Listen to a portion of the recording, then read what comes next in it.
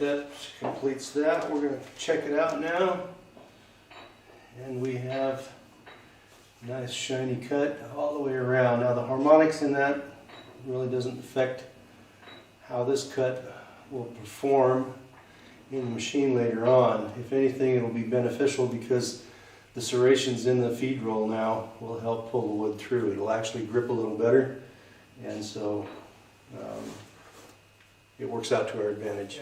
I just tried to polish up these shaft stubs here, and one of the problems I'm having is the dog. I can't run it at a high speed, so I took the dog off with enough pressure on the tailstock against the roller here. We should be able to bump our RPMs up and be able to turn this roller at the speed it needs to in order to clean it up. There's not going to be enough tool pressure on the workpiece to where it's going to spin on the centers.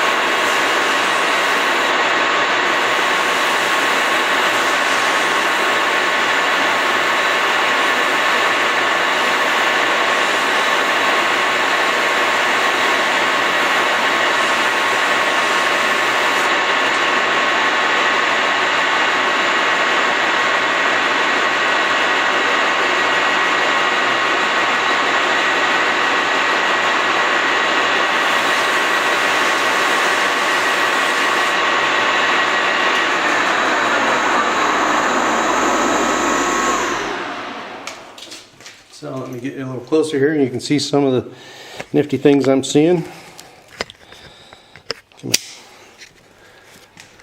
Okay, on this end of the stub shaft, around the end of the shaft, we don't have hardly any noticeable wear in the shaft itself. That's because there isn't any real pressure on it.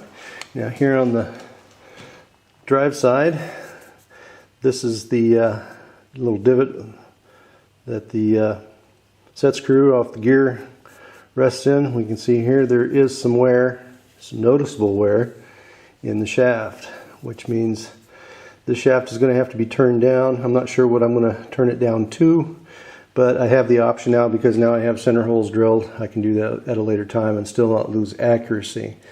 I'm probably going to turn it down to 28 millimeters or somewhere thereabouts and use needle bearings in it. I do have to contact my bearing supplier and see what they got in terms of bearings that will work on this.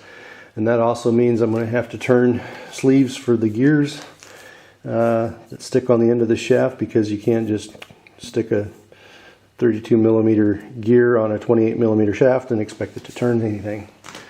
So anyway, there's that one for today, and I'm going to rinse and repeat on the outfeed roller, and when that's done we'll give you guys a brief overview of how it looks as well. Okay, now we've got the outfeed roll all chucked up and ready to go, and we're going to give this the same treatment as the infeed roll and see how bad of a belly we've got and go from there.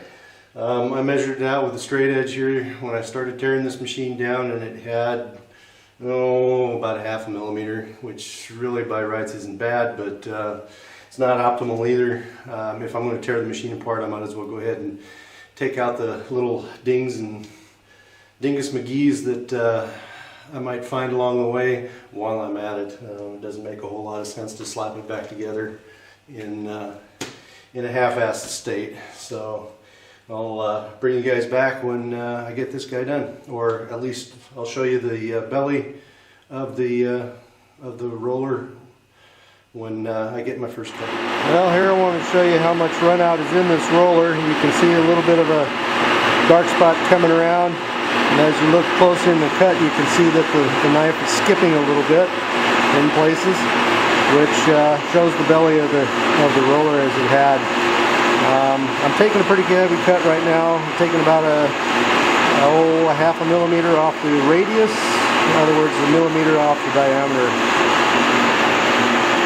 But out here it cleaned up really nice. And right here in the middle where the lumber runs the most is where the belly is at. And as you can see, it's getting progressively worse. And I'll bring you back when this is done. Alrighty, now you can see how the belly of the roller is shaped. It's not really a belly, it just run out here on the left hand side. And I guess the boards were being fed a little heavily on the power side of the machine in its lifetime. This cut is pretty rough, so it's going to need a finish cut. The old Guessometer says 68.4 millimeters, and this guy is 68.75. Why is that critical? Because when your lumber is being pulled through the machine, if one roller is turning, they're all turning the same speed, but the surface speed on the radius of the roller will cause one roller to pull a little heavier than the other. And if they're out of sync, one will wear faster than the other, and then you have that same problem again where you have bellies wearing into the rollers. And that's why it is critical to have your feed rollers the same diameter or within 0.2 of a millimeter. Here we are taking the finished cut on the outfeed roller. The finish doesn't look too bad. There's still a few streaks in there that I'm not too happy with, and of course dimensionally this thing isn't quite where it needs to be either. So as a special treat, we're going to grind this thing. I have a tool post grinder that I'm going to be breaking out here after this is done, and we'll be putting the nice finish on this roller. But anyway, there's coolant on this one. We're turning at 115 RPM and 2 millimeter per revolution on the lead screw. This is an extremely slow feed.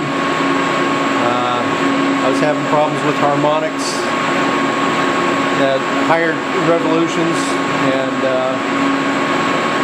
slower speeds and faster speeds. I just couldn't get rid of them. So I turned it way down, and now I'm to a point where the harmonics are almost gone. There's still a few, and you can hear them in the background, but they're at acceptable levels now. And the finish on this should be acceptable. Alright, now we have the finished cut done. Here's another little spot where the harmonics kind of bit me in the ass on the previous cut to this finish cut. Sometimes these harmonics can be indicative of a weak spot or even a crack in a shaft when you're turning, because when your tool approaches it and it starts vibrating real bad, that means there's something, could be something else wrong. In this case I don't think there's a crack, but anyway, this is the end result of the endeavors. There's a little bit of harmonics again here on the end.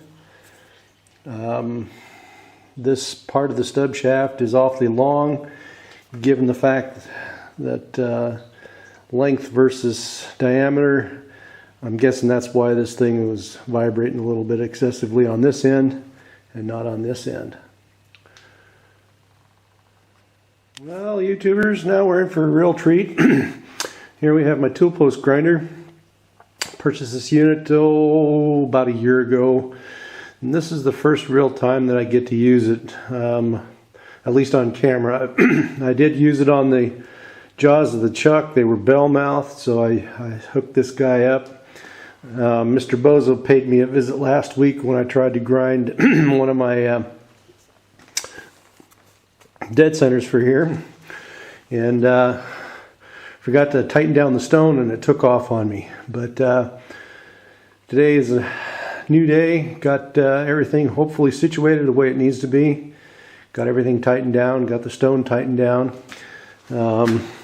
This guy here takes a tapered collet. Here's the box over here, and here's one of the arbors, and then here's the collets for different diameters to where you can put in different stones such as these guys right here.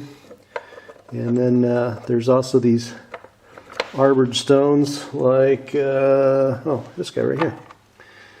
There's a Allen screw here with a flathead on it, and these go on the ends of these arbors right here. And one thing you got to do to these, I found out real quick, to these stones anyway, is they have to be dressed and balanced before you can run this thing. Now unfortunately I don't have a petcock on here or a ball valve in this line, and it really needs one. So if you guys decide to ever invest in one of these pneumatic types, you got to have a ball valve. This unit runs at 40,000 RPMs, I believe. Yes, at least that's what it says right there.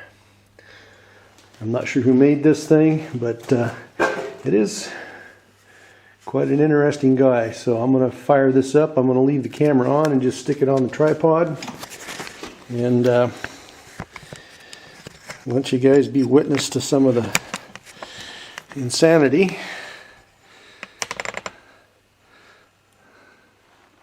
of the Holtzmichel channel. So we're going to go ahead and I've already dressed the stone and balanced it. So I'm going to go ahead and back it up.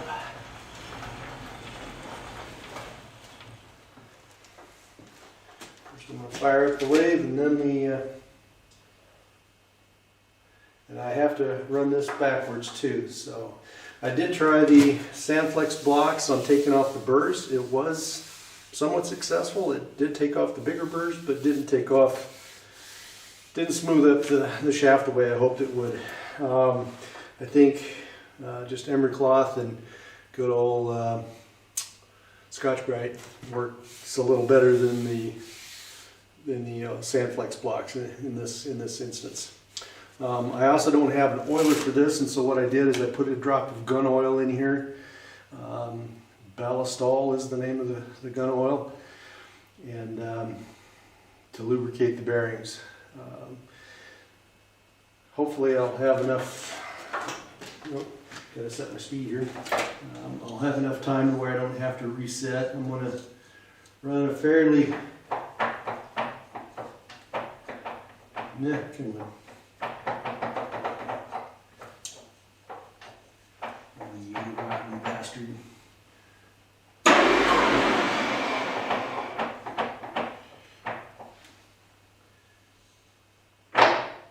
Okay, you go at 20, why don't you go at 15? Alright, 20 it is. So it's not wanting to run at 20, or 15 millimeters per revolution, so we'll go, or 15, whatever it is. So we'll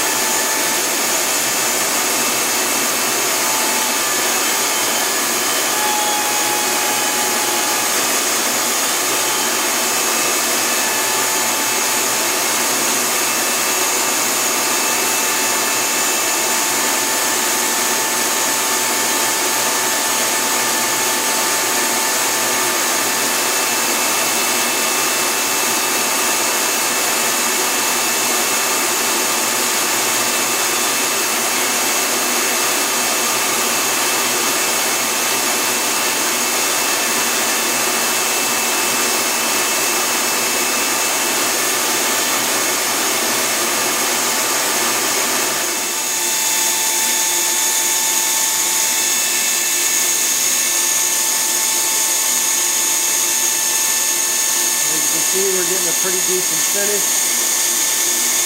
Might take a second pass to clean it up completely.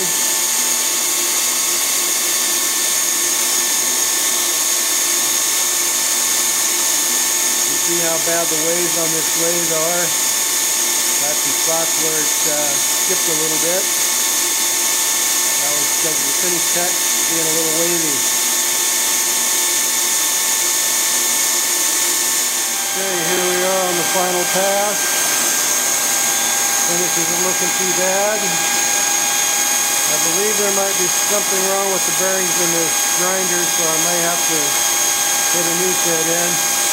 Looks like it had a little bit of a chatter. It could be just that the wheel's out of balance too, but for what purposes this roller's going to serve later on, this grinder's going to be good enough. Okay, now it looks like we've finally got the right RPM, the right feed speed, and everything else. Getting a wonderful, good looking finish here. Nice and smooth, no chatter marks, no pecker tracks anywhere. And when this is done, we'll bring you back and show you the finished product. Okay, here we have the finished product. See if that'll focus. We've still got a little bit of a chatter in there, and I think that was due to the imbalance of the wheel initially. As you can hear, it's still winding down. Let me stop this guy. It's definitely better than it was. Given the limitations of this lathe and the shape and condition the ways are in, it's not going to get much better. Here's the spot where the harmonics were always biting me in the ass. It ground out. Dimensionally, this thing is dead nuts. Doesn't leave anything to be desired dimensionally. Just the finish looks a little... From a distance, not too bad. Smooth. No burrs. Or dingus McGee's. It will do its job quite nicely.